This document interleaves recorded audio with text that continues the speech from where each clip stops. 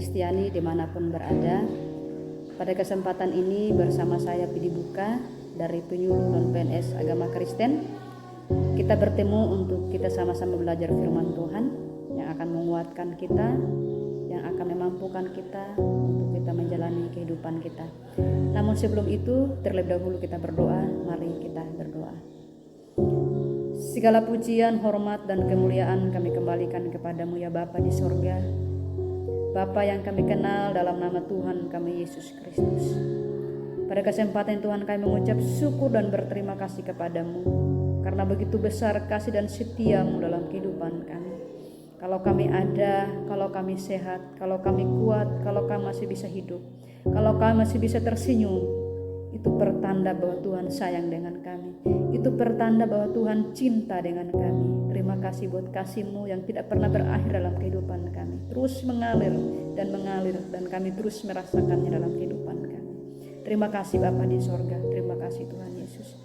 Dan pada kesempatan ini juga Tuhan kami belajar kebenaran firman-Mu. Mari Tuhan tolong kami. Berikan kami hikmat, berikan kami pengertian, sehingga firman yang kami baca, yang kami dengar, yang kami renungkan pada saat ini boleh kami mengerti dan kami memahaminya dan mendapatkan tempat yang layak di hati kami. Firman Tuhan hidup dalam kehidupan kami, dan biarlah firman Tuhan itu yang menghidupi kehidupan kami semuanya. Firman Tuhan yang menguatkan kami, firman Tuhan yang memampukan kami semuanya. Tahirkan kami Tuhan, kuduskan dan Tuhan sucikan kami, basuhkan kami Bapa, ampuni dosa dan pelanggaran kami, sehingga firman Tuhan yang kami dengar pada kesempatan ini tidak berlalu begitu saja, tapi benar-benar kami hidupi dalam kehidupan kami. Terima kasih, dalam nama Yesus Kristus kami siap belajar firman Tuhan ini. Haleluya, amin.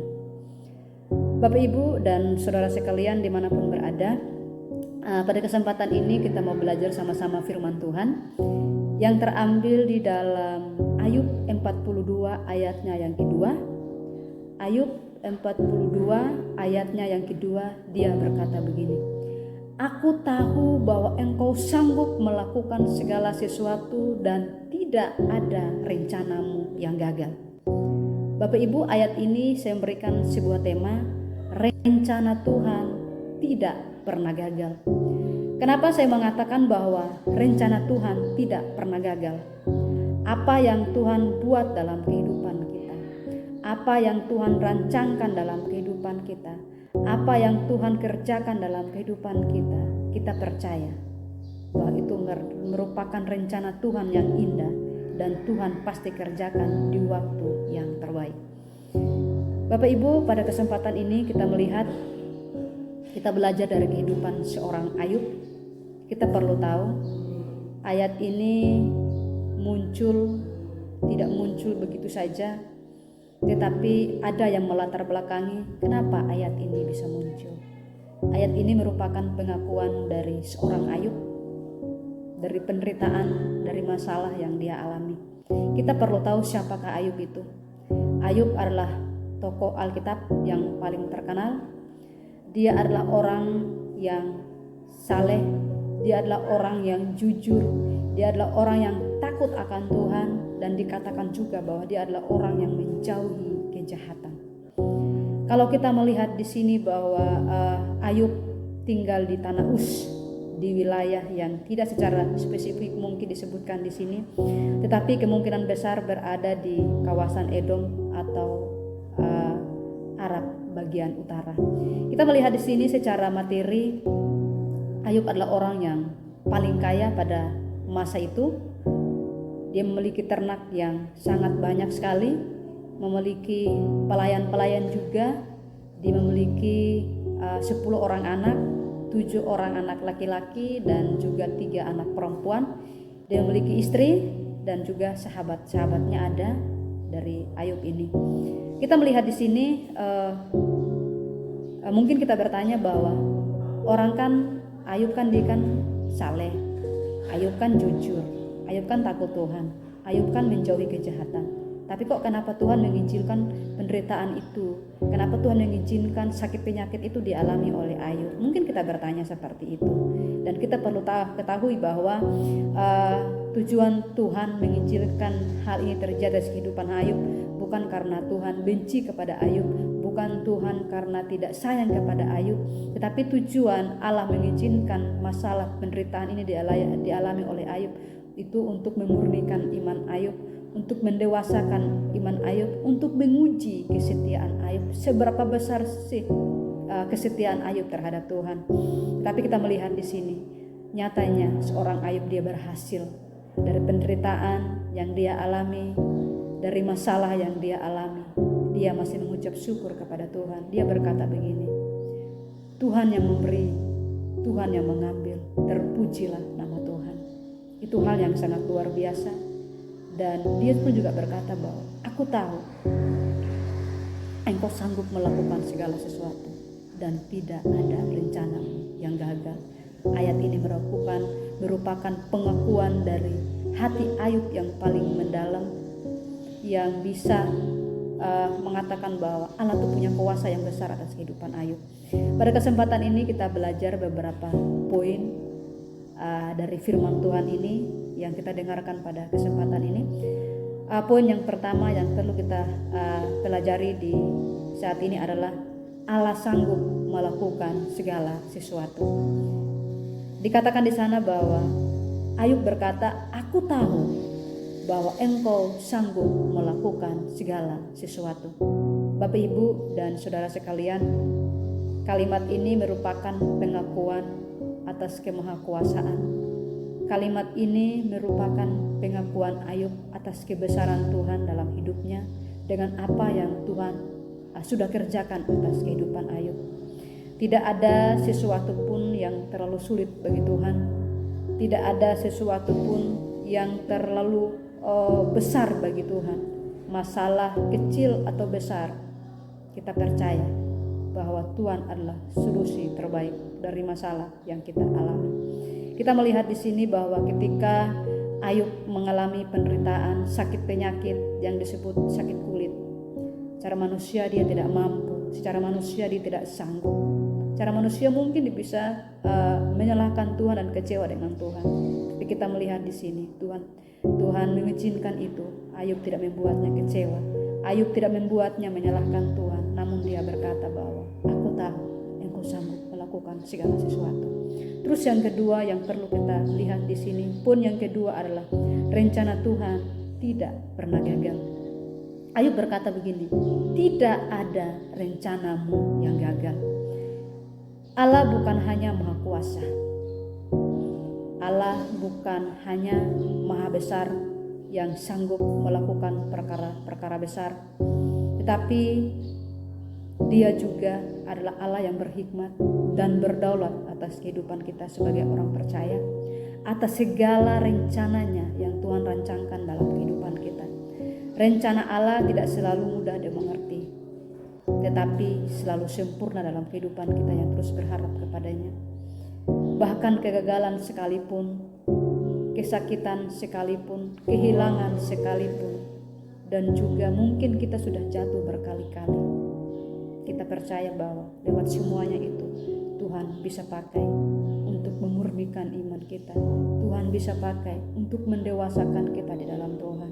Bapak Ibu, kita melihat di sini bahwa Ayub kehilangan segala-galanya. Anak-anak yang dia cintai, anak-anak yang dia sayangi, hilang semuanya.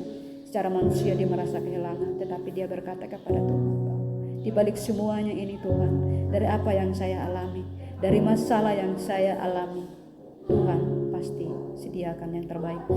Terus yang ketiga yang perlu kita lihat di sini, yang ketiga adalah pengakuan Ayub terhadap kedaulatan Allah.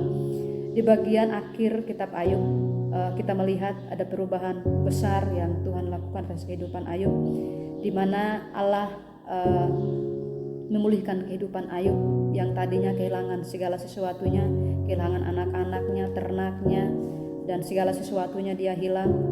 Tetapi kita melihat di sini ketika Tuhan memulihkan kehidupan Ayub, kita melihat Ayub dikatakan bahwa dia semakin kaya, bahkan ternak yang sudah tadinya hilang semuanya, sekarang Tuhan gantikan 2 kali lipat, lebih banyak dari yang sebelumnya. Dan kita juga melihat bahwa Ayub juga mendapatkan kembali 10 orang anak dengan jumlah yang sama, 7 orang anak laki-laki dan 3 anak perempuan. Lalu kemudian kita melihat bahwa dia juga masih bisa melihat cucu dan cicitnya dengan umur yang Tuhan sudah berikan kepada Ayub.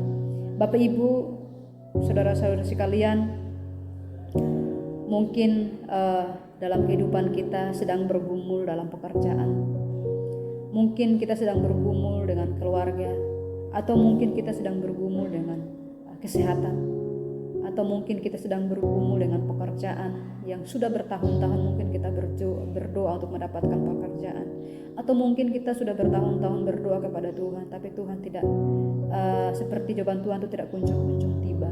Mari kita terus berharap kepada Tuhan, kita terus setia kepada Tuhan, kita terus sabar kepada Tuhan, terus bergantung kepada Tuhan, bahwa waktu yang terbaik Tuhan pasti bekerja, dan rencana Tuhan tidak pernah gagal dalam kehidupan kita. Mungkin kita juga bergumul dengan anak-anak kita yang sekolah, biaya sekolah mereka, atau mungkin bergumul dengan pergaulan anak-anak kita. Mari kita percaya di balik semuanya itu, seperti Ayub melakukan perkara-perkara besar dalam kehidupannya. Kita melihat di sini bahwa Ayub berkata, "Aku tahu Engkau sanggup melakukan segala sesuatu dan tidak ada rencanamu yang gagal." Hari ini mari kita menaruh harapan kita kepada Tuhan, menaruh iman percaya kita kepada Tuhan, karena kita tahu masalah sebesar apapun, kesulitan sebesar apapun, Tuhan pasti menyelesaikan semua. Sehingga kamu yang sedang mendengarkan khotbah ini, yang sedang mendengarkan renungan yang singkat ini, apapun masalahmu, apapun problema yang kamu hadapi saat ini, apapun yang kamu alami saat ini, mungkin situasinya sedang tidak baik-baik saja. Mari kita belajar dari kehidupan Ayub. Sekalipun situasinya tidak mendukung dia untuk dia bahagia, tetapi dia masih berikan hidupnya untuk Tuhan. Dia masih terus percaya kepada Tuhan, dia masih terus berharap kepada Tuhan, dan tidak pernah lari dari Tuhan, namun tetap dia berpaut dan berserah penuh kepada Tuhan. Mari kita memiliki jiwa seorang Ayub yang tidak pernah menyerah, yang tidak pernah mundur dari panggilannya, dari imannya, tetapi dia menaruh harapan sepenuhnya kepada Tuhan.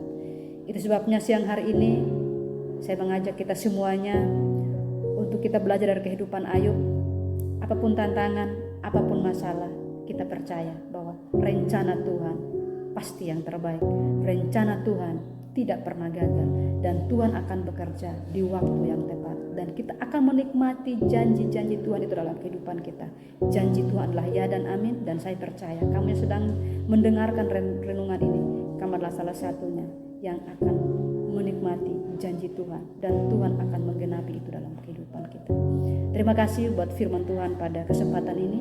Biarlah ini menjadi sebuah renungan bagi kita semua, menjadi sebuah pedoman bagi kita, yang menguatkan kita dan memampukan kita ketika kita menghadapi masalah dalam kehidupan kita, yang terus menguatkan kita semuanya.